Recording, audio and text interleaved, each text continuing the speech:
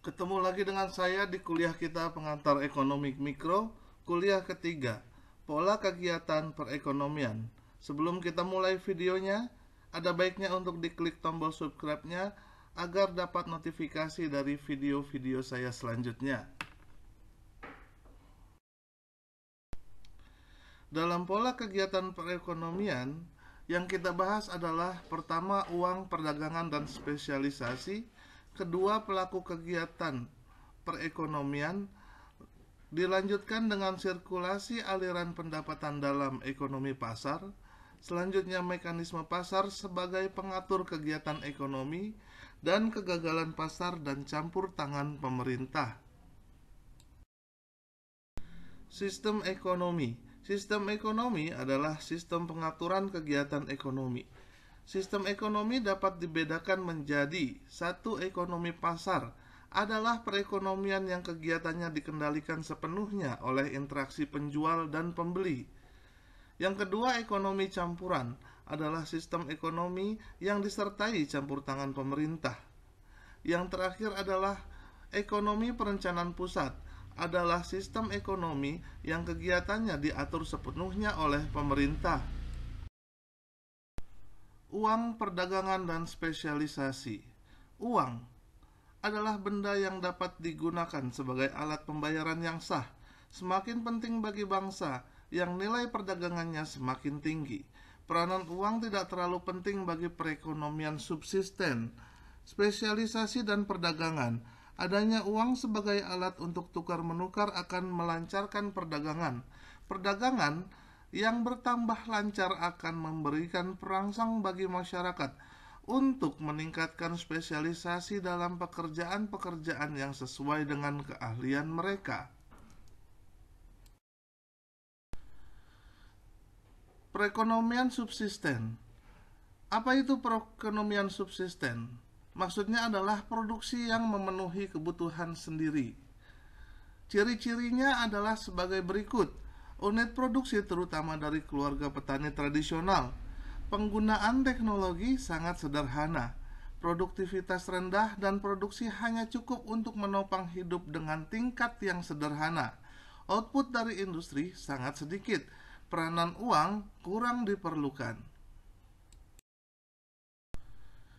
Dalam perdagangan subsisten, dikenal dengan perdagangan barter.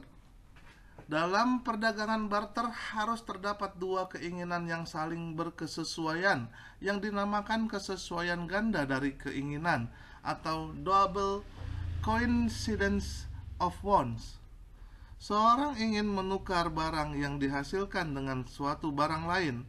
Seorang memproduksi barang yang diingini orang lain dan bersedia menukar barang tersebut. Pola perdagangan perekonomian subsisten. Masih ada ciri-ciri pertama, perdagangan barter tidak banyak lagi dilakukan, tetap ada. Uang telah digunakan sebagai alat perantara dalam tukar-menukar. Kegiatan perdagangan dapat dilakukan dengan lancar. Kesesuaian ganda dari keinginan bukan lagi syarat yang perlu untuk mewujudkan perdagangan. Perekonomian uang. Perekonomian yang menggunakan uang sebagai alat pembayaran perdagangan. Terdapat spesialisasi dalam berproduksi.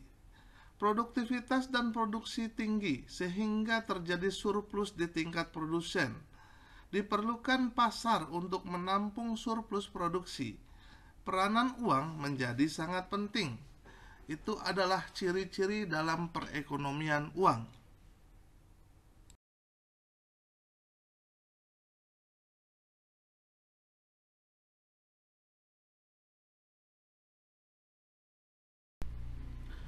Berikut ini adalah gambar spesialisasi dalam perekonomian subsisten, di mana ada petani yang melakukan pertukaran makanan dengan uang kepada tukang kayu dan tukang jahit. Di situ terjadi pertukaran barang dengan uang atau transaksi. Keuntungan spesialisasi. Pertama, mempertinggi efisiensi penggunaan faktor produksi. Kedua, mempertinggi efisiensi produksi. Dan yang terakhir, mendorong perkembangan teknologi. Selanjutnya, pelaku kegiatan perekonomian. Siapa saja pelaku kegiatan perekonomian? Ada 3, yaitu rumah tangga, perusahaan, dan pemerintah. Apa yang dimaksud dengan rumah tangga? Rumah tangga adalah pemilik dari berbagai faktor produksi yang tersedia dalam perekonomian, yaitu tenaga kerja, usahawan, alat-alat modal, kekayaan alam, dan harta tetap. Perusahaan, organisasi yang dikembangkan oleh seorang atau sekumpulan orang dengan tujuan menghasilkan berbagai jenis barang dan jasa yang dibutuhkan masyarakat. Penggolongan perusahaan dalam industri terdapat industri primer, industri sekunder, dan industri tersier.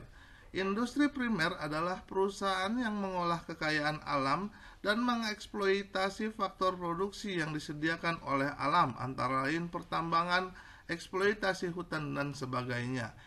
Sedangkan industri sekunder adalah perusahaan yang terlibat dalam penciptaan barang industri perumahan dan bangunan penyedia air, listrik, dan gas, dan lain sebagainya. Dan yang terakhir, industri tersier adalah industri yang menghasilkan berbagai macam jasa. Contohnya pengangkutan, perdagangan, perbankan, dan persewaan bangunan. Selanjutnya, pemerintah. Pemerintah di sini dimaksudkan adalah badan-badan yang bertugas untuk mengatur kegiatan ekonomi dan mengawasi kegiatan ekonomi rumah tangga dan perusahaan seperti departemen dan kementerian ekonomi, badan pengatur penanaman modal, bank sentral, dan sebagainya. Selain itu, pemerintah juga berperan untuk mengembangkan sarana dan prasarana ekonomi seperti jalan, jembatan, pelabuhan, dan lapangan terbang, dan sebagainya. Pemerintah juga berperan dalam mengembangkan prasarana sosial seperti institusi pendidikan, badan penyelidikan dan keamanan negara, dan lain-lain.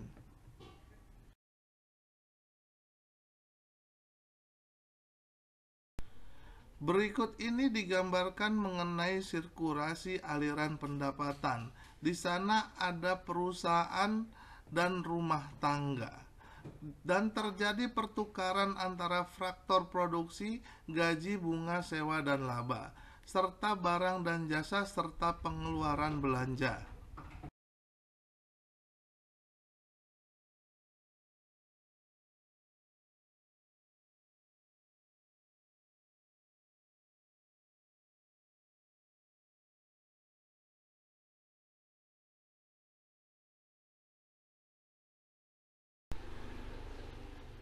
Di sini digambarkan mengenai interaksi kegiatan ekonomi dalam perekonomian pasar. Terdapat perusahaan dan rumah tangga. Perusahaan mempunyai penawaran dan penerimaan tersendiri untuk menciptakan harga pokok sehingga bisa dibuatkan kurva penawaran dan permintaannya. Sementara rumah tangga pun begitu sebaliknya.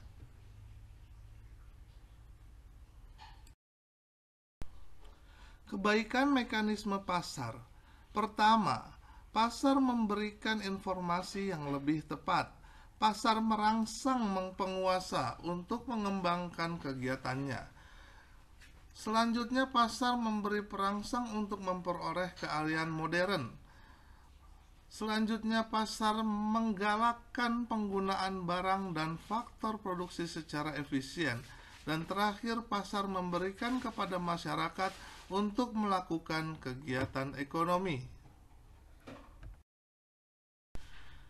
Kelemahan mekanisme pasar antara lain: pertama, kebebasan yang tidak terbatas menindas golongan-golongan tertentu. Kedua, kegiatan ekonomi menjadi tidak stabil keadaannya. Ketiga, sistem pasar dapat menimbulkan monopoli. Keempat, mekanisme pasar tidak dapat menyediakan barang secara efisien. Dan terakhir, kegiatan konsumen dan produsen mungkin menimbulkan eksternalitas yang merugikan. Kegagalan pasar dan campur tangan pemerintah.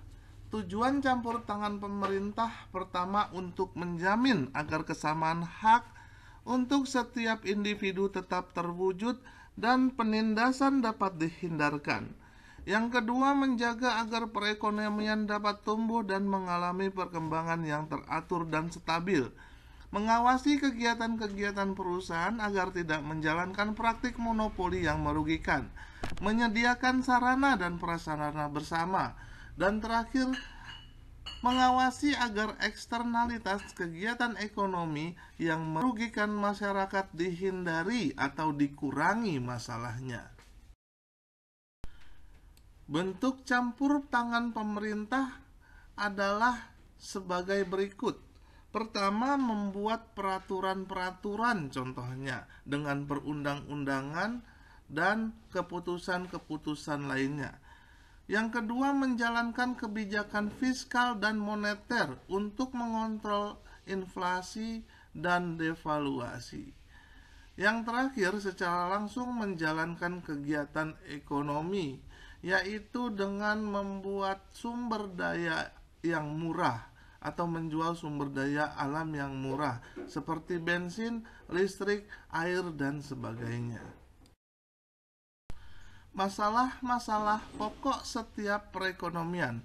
Pertama, barang dan jasa apa saja yang harus diproduksi? Bagaimanakah cara memproduksi barang dan jasa tersebut dan untuk siapa barang tersebut diproduksi? Sistem-sistem perekonomian. Terdapat 3 sistem perekonomian yang sudah biasa kita kenal. Seperti telah dijelaskan di atas, pertama ada sistem pasar bebas atau laissez-faire. Yang kedua ada sistem perekonomian campuran, dan terakhir sistem ekonomi perencanaan pusat. Sistem pasar bebas memiliki ciri-ciri sebagai berikut. Masyarakat bebas menentukan kegiatan ekonomi. Pemerintah sama sekali tidak campur tangan dengan urusan ekonomi. Seluruh sumber daya dikuasai sepenuhnya oleh masyarakat.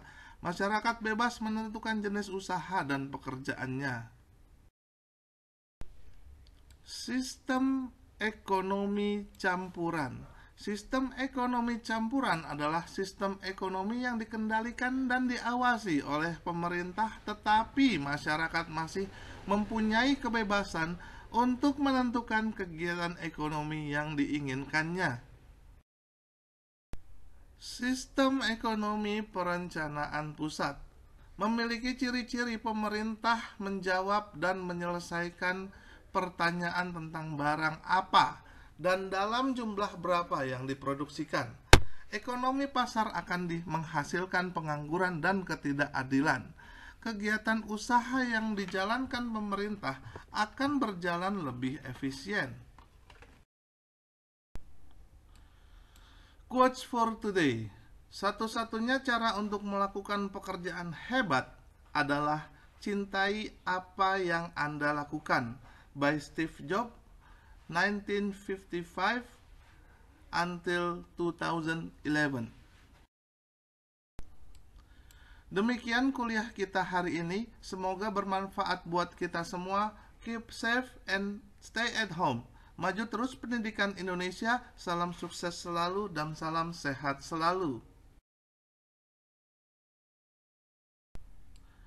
Terima kasih untuk semua yang sudah menonton. Please like, share, and comment. Dan jangan lupa untuk diklik tombol subscribe-nya agar dapatkan notifikasi dari video-video kuliah kita selanjutnya. Terima kasih.